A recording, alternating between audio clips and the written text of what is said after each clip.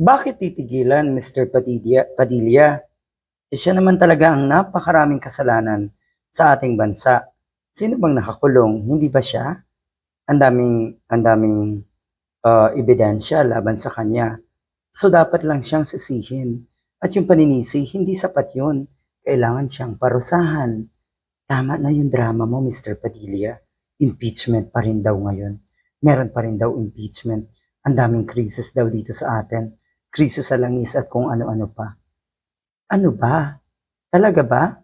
Ganyan ka katanga? Sa madalas kong sabihin, sobra na yung binibigay mo na kahihiyan, unang-una sa pamilya mo, at yung mga taong nasa paligid mo, Mr. Padilla. Kahihiyan ang binibigay mo. Bakit? Nakasangla ba talaga ang kaluluwa mo sa mga Duterte? Kaya ka nagkakaganyan? Wala ka ba talagang pantubos?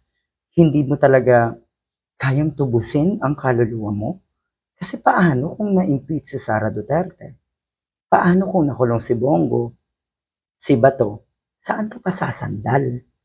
Oh, ayan na lang ang pag-asa at sandalan mo di ba Mr. Padilla? Eto nagsasalita to sa SMNI lang. Ang tapang. Akala mo talaga knowledgeable. Akala mo talaga may alam. Yung iba daw puro ambisyon. Sino pinatatamaan mo? Sino ba ang unang nag-announce ng kandidatura? Di ba si Sara Duterte?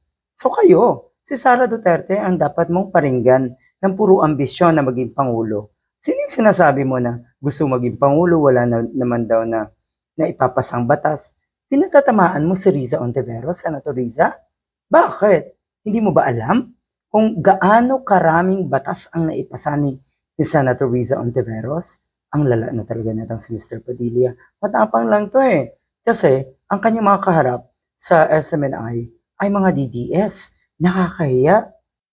Ang sumisira daw sa bayan ay ambisyon na itong mga politiko. Totoo. Totoo naman yan. Aminado ako. Agree ako dyan. Pero kasi, sino bang mga politiko ang may malalang ambisyon, ang gustong kumapit ng todo-todo sa kanilang mga pwesto? Kayo, yung mga Duterte, yung mga nasa paligid ng mga Duterte. Ganyan kayo kalala.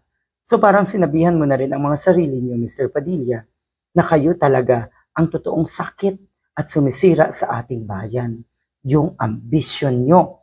Nag-aambisyon kayo, pero wala kayo sa kalingkingan ng mga may dunong at utak sa gobyerno, katulad ng mga senador na sina Riza Ontiveros, Bam Aquino, Kiko Pangilinan, mangilabot ka, Padilla.